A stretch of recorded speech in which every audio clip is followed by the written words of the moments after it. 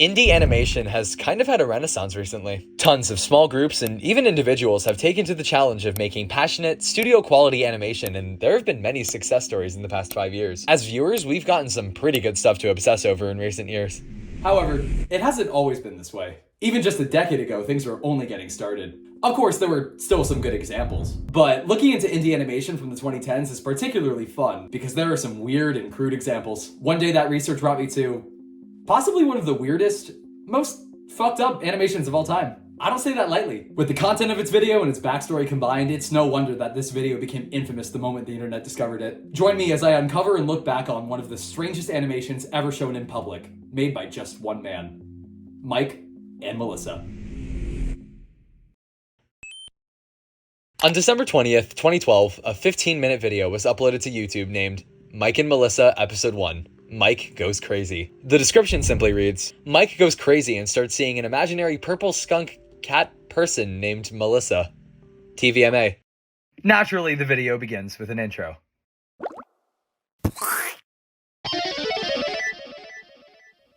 As you can see, this is the logo for Dirty Little Mammals, which I need to go turn on the lights. Which is also the name of the YouTube account that this video was uploaded under. It says here there were 36 videos once under this channel, most of it being music he made under the name Digital Pets. But sadly, as of late 2013, the account and any related accounts have been deleted. A tragedy. Luckily, however, a lot has been archived. And now, I guess it's time to see what Dirty Little Mammals has produced. The establishing shot cuts to a man, critically looking at himself in the bathroom mirror. Meet Mike, our eccentric main character. How do we know he's strange? Oh! He makes it pretty apparent. As he microwaves soup to start his morning, the title card plays. And I want to mention something.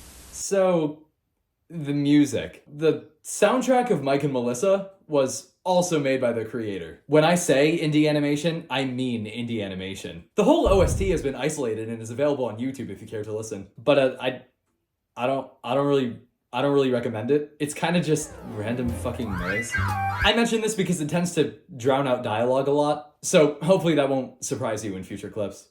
After eating his shitty dollar store soup, we get a glimpse into Mike's daily life. He draws art that he degrades for being stupid, loses at Madden NFL and goes into a fit of rage, accidentally Googles porn on his computer, and contemplates his life while infomercials drown out his sorrows. You know, to be honest, I haven't seen a more relatable protagonist. He waits for his bus while donning his iconic shirt that simply reads, I am Mike, the hardcore plus awesome in Comic Sans. Gotta love 2012. But look, a woman comes up next to him. What's gonna happen? You should say hi to me.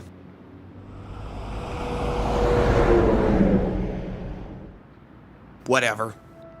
Oh, he's an incel. After fumbling the baddie, he goes to his college class to analyze animations, or whatever liberal arts majors do. The professor is nonsensically yapping about lines and angles and whatever for a video of a, pretty chill fox. I kind of wish I was that chill. It's making me jealous. After class, he attends a pretty lame party that he's taken his friends to. He meets up with Lenny and Choo Choo, two of his currently wasted friends, to try and see if his friend's band can play there. The two are about as open to the idea as you can imagine.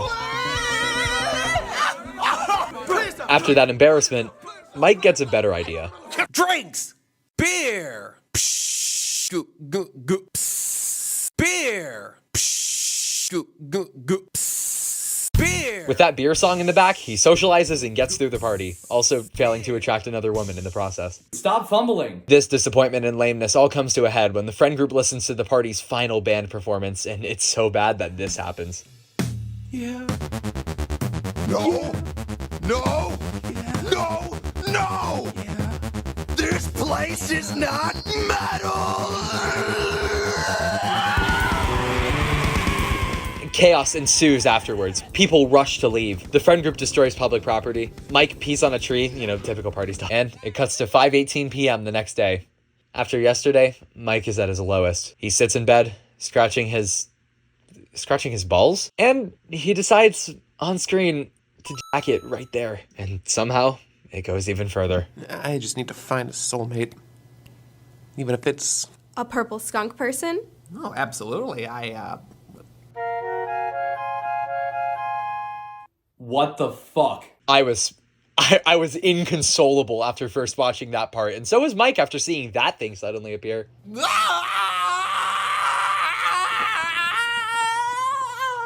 After 15 minutes of mentally grappling with the situation, I don't blame you, man, it would take me longer, she finally succeeds in starting a conversation, and she explains her role to Mike. Who are you?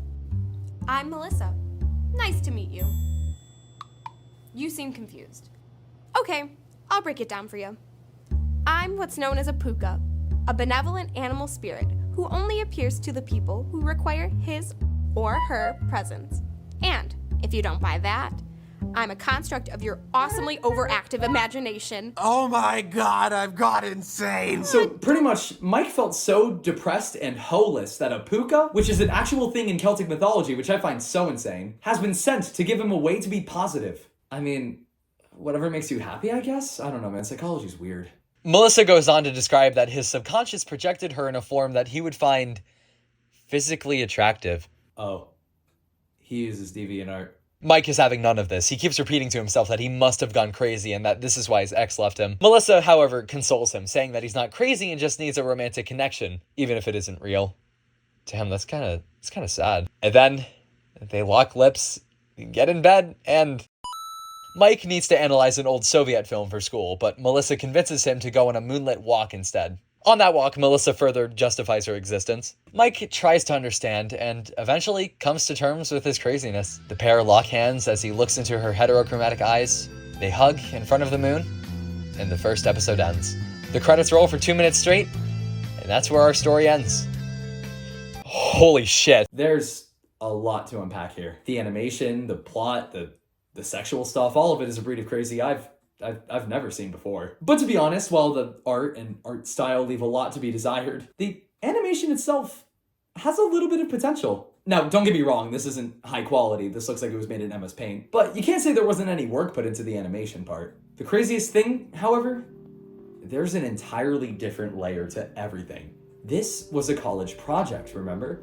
And, if you haven't gathered yet, Mike is a self-insert. This story is based on Mike's real life. In spring 2013, Tumblr user Coluvian posted this. Imagine this. You're sitting in your animation history class. Your professor says that your classmate who sits 2 empty seats away from you is going to show his animation. Enjoy! Then, projected 10 feet tall in glorious HD, is an autobiographical piece about his life problems and his manic pixie dream girl... And his manic pixie dream girl purple skunk girlfriend. Complete with fade to black and masturbation scene. Imagine that, and you will know a fraction of my pain. Responding to the forum's subsequent activity, 3Lisa extends on this. He owns the shirt IRL. And the hat. And his purple skunk girlfriend has her own Facebook account. The events of the story we just saw were real. Autobiographically real. And this is shown to a class full of art students. Imagine seeing this in class. Mike in the story is actually Mike Chenoweth. Veronica, his sister, voiced Melissa. In real life, he says his relationship with Melissa began in fall of 2010. Guess what date the alarm clock is set to in the story? I was even able to narrow down which college he went to. Before this madness, Mike was interviewed for an article released in October 2012 called How Students Pursue Animation at the University. Well, which one? Well, this was uploaded to the Michigan Daily, meaning that he probably went to the University of Michigan. And to confirm my theory, if we check out his old channel banner and look at the sweatshirt on the squirrel character, it looks suspiciously similar to the U-Michigan logo. What the hell is it with Michigan and weird self-insert stories? Once the internet discovered this video, word spread rapidly. Throughout all of 2013, Melissa mania spread. Everyone wanted to know what the deal was with this animation. However, as expected, a lot of them didn't have very nice things to say. And sadly, this negative attention drove Mike to delete his channel and everything Mike and Melissa related around September of that year. Ironically, probably marking Mike and Melissa's 3rd anniversary. But even after the channel's deletion, the infamy never slowed. Its popularity only grew in the mid-2010s, the height of cringe culture. And even through the late 2010s and early 2020s, people still talk about this notorious video. Salty DK Dan, Dylan the Night Owl, Daft Pina, a lot of notable people still talk about this work, and people clearly still listen. But why? And I think that's because a fan base grew. I genuinely love this. This is fucking gold. I want the main character tattooed on my ribs. From the beginning, people began to like its terribleness. Its flaws gave it a really unique and unexpected charm that sort of won over people and showed them that Mike was actually dedicated. On one hand, Mike was serious about all of this. It wasn't a joke. This is an accurate self-depiction of his life told through a crude and vulgar animation that he showed to dozens of innocent people. But on the other hand, Mike was serious about all of this. He dedicated himself to making an animated film, no matter his skill level or fear of judgment, and he did. Okay, if you ask me, it was weird. It was really weird. The whole sex stuff and showing it in public, not a good look. But I kind of can't help but respect it a bit. Indie animation is fueled by passion. In such a grueling field, it's all you have. And it might have been fucked up, but Chenoweth used it. He put in the work, showed it to people, and made a legacy that at least a couple people appreciated. And that's a testament to the fact that if Mike can do it, anyone can. And that's the strange beauty of online creativity. I think Dill George in the comments section puts it best. As an artist, this film reassures me that the only thing required to accomplish a goal is dedication. People who do art stop themselves from creating or sharing artwork because they think themselves not good enough. But this should dissipate that thought. This man wanted this. This is a story he needed to tell people. He convinced people to help him with it. And he did it. And it's outstandingly awful. But because he wanted it and followed through, it came to be. Will conquers all. All you have to do is forget what others might think and put your paw to the page. I'm ReddVids, and I'll see you in my next video. Peace.